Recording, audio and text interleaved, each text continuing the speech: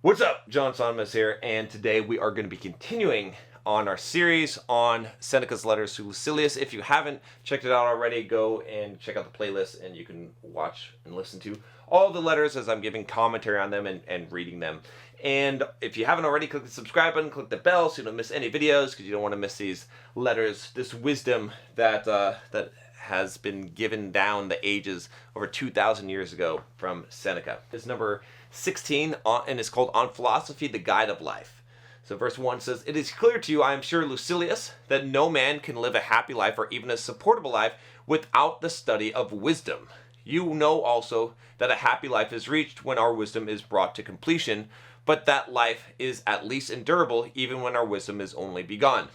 This idea, however, clear though it is, must be strengthened and implanted more deeply by daily reflection. It is more important for you to keep the resolutions you have already made than to go on and make noble ones. You must persevere, must develop new strength by continuous study, until that which is only a good inclination becomes a good settled purpose." He's basically, just stating here that wisdom, the seeking of wisdom, is good, okay, and that essentially, like, if you really want to have a happy life, you have to have wisdom, right? And this is so true, right? Think about all the people in your life that are unhappy, and it's because they're fucking fools. They're dumb. They're not wise. They could use a little bit of wisdom to make their lives better, right? Even having a little bit is going to make you start on the path of happiness. And he's saying also here that, look, here's the thing. It's great to have noble ambitions, but, fulfill the shit that you already said you're going to do, right? All the stuff that you're already going to study, that you're trying to become that first. And then we can move on to number 2. You no longer need to come to me with much talk and protestations. I know that you have made great progress. I understand the feelings which prompt your words. They are not feigned or spacious words. Nevertheless, I shall tell you what I think. That at present I have hopes for you, but not yet perfect trust.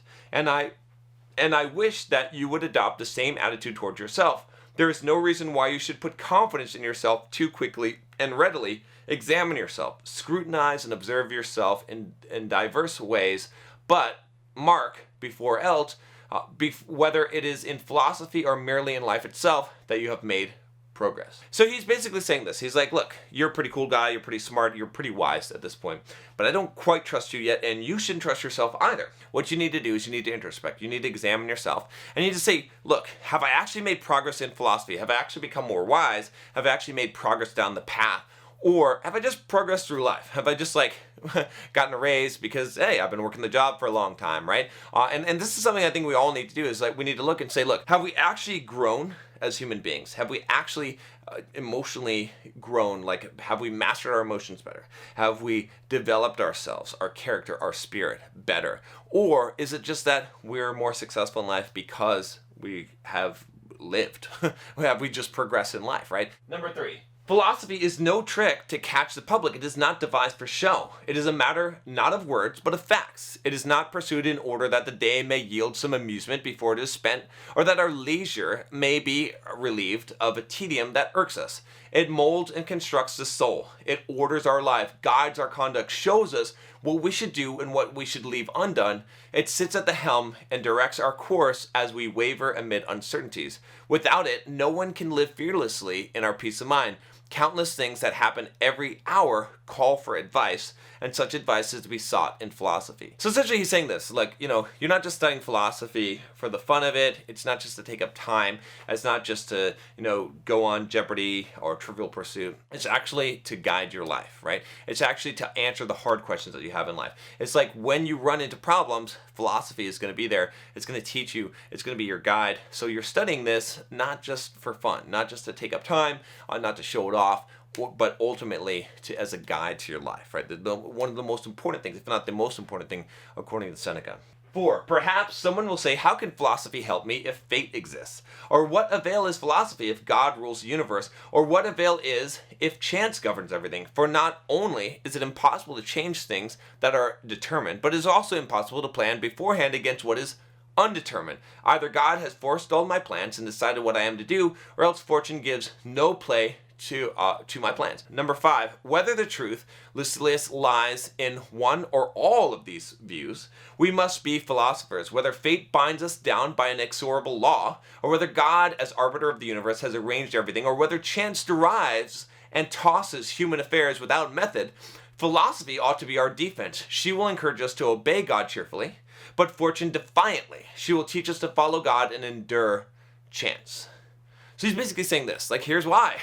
Because the thing is, like, if you study philosophy, right, specifically, we're talking about Stoic philosophy here, but, just general philosophy. If you know how to live, okay, if you have wisdom, then if it is God, if it is predetermined, if there is fate, you're going to accept it. You're going to realize it. You're going to come to terms with it. You're going to say, this is my lot.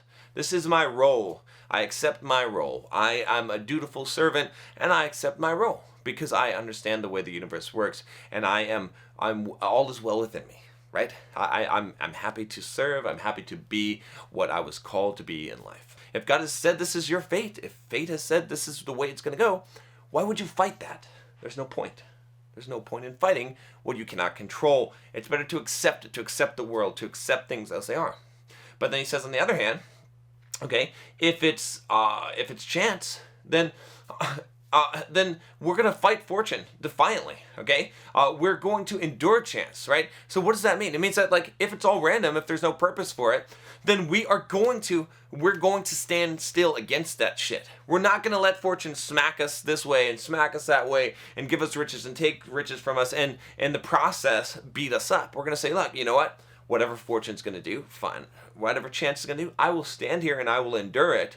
And I am going to continue on my path regardless of what fucking obstacles you throw my way. Yes, there's random boulders falling from the sky. Yeah, it doesn't fucking matter because I have a mission, I have a purpose, I have a path, and I understand that. Number 6. But it is not my purpose now to be led into a discussion as to what is within our own control. If foreknowledge is supreme, or if a chain of fated events drags us along in its clutches, or if the sudden and the unexpected play the tyrant over us. I return now to my warning and my exhortation, that you should not allow the impulse of your spirit to weaken and grow cold. Hold fast to it and establish it firmly in order that what is now impulse may become habit of the mind. So he's saying, look, I don't care about this bullshit. This is not a question that we have to answer because it doesn't fucking matter anyway, right? Either way, we're gonna do the same shit. Like, we're gonna stick to what we're practicing here. And he's saying, like, so here's the thing, hold fast to the philosophy, to what you're learning here, okay? So take that impulse, right, this desire that you have to improve, to develop yourself, and let's make it into a habit of the mind, okay? And that's what we want to do here, is we're learning all these things, right? It's good that you're listening, that you're learning about Seneca, right? Me too. But we have to not just say, nod our head and say, that sounds good. Yeah, that's good. Yeah, we shouldn't fear death.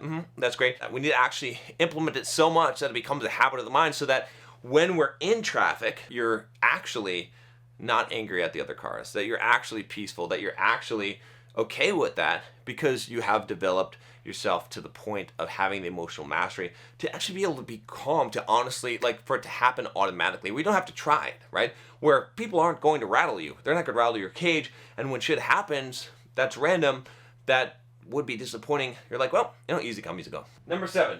If I know you well, you have already been trying to find out from the very beginning of my letter what little contribution it brings you. Sift the letter and you will find it. You need not wonder at any genius of mine, for as yet I am lavish only with other men's property. But why did I say, quote, other men?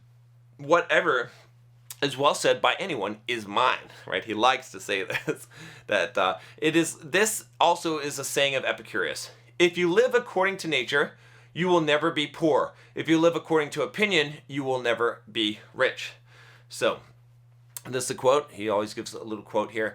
And if you're living according to nature, you will never be poor. If you're living according to opinion, you'll never be rich. What is he saying here? So if you're living according to nature, according to the Stoics, living to nature is what is natural, is what is coming, right? It's really, think about this as acceptance. If you accept whatever is, you're never going to be poor, right? But if you live according to opinion, right, of what you think should happen, if the way that you think things should go, you're never going to be rich. You're always, because it's never going to go the way that you want it to go. Nature's wants are slight.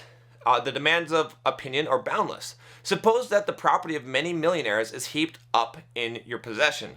Assume that fortune carries you far beyond the limits of private income, decks you with gold, clothes you in purple, and brings you to such a degree of luxury and wealth that you can bury the earth under your marble floors, that you may not only possess, but tread upon riches. Add statues, paintings, and whatever art has devised for the luxury, you will only learn from such things to crave still greater. You will only learn to crave still greater. Natural desires are limited, but those which spring from false opinion can have no stopping point. The false has no limits. When you're traveling on a road, there must be an end, but when astray, your wanderings are limitless. Recall your steps, therefore, from idle things, and when you would know whether that which you seek is based upon a natural or upon a misleading desire, consider whether it can stop at any definite point. If you find after having traveled far that there is a more distant goal always in view, you may be sure that this condition is contrary to nature. Farewell. Guess what? When you're hungry, you can finish eating and you'll be full, and that's nature, right? Nature said, you do this and you're done. Same thing, thirsty, right? You drink some water. Same thing, with our sexual appetites, right? These are natural things, okay, that have an end, right? And he's saying here that the unnatural things, the opinion things, the things that are not of natural, right, like acquiring riches, there's no end to that. When are you done acquiring riches? When are you done lusting? When are you done, like, all of these things that have no end? They're gonna the things that are gonna drive you to keep on seeking them out, and you're never gonna be satisfied. You're never gonna be happy, right? So it's a really good, just idea to think about. What is it that you're trying to get, right? Is it something that is natural? Are you happy with? Can you be contented with what you need to survive, what you need to live, and then everything else is a bonus. So that's all I got for you today. Make sure you click the subscribe button and click the bell so you don't miss any videos. And we'll be picking up the next letter next time. Talk to you later.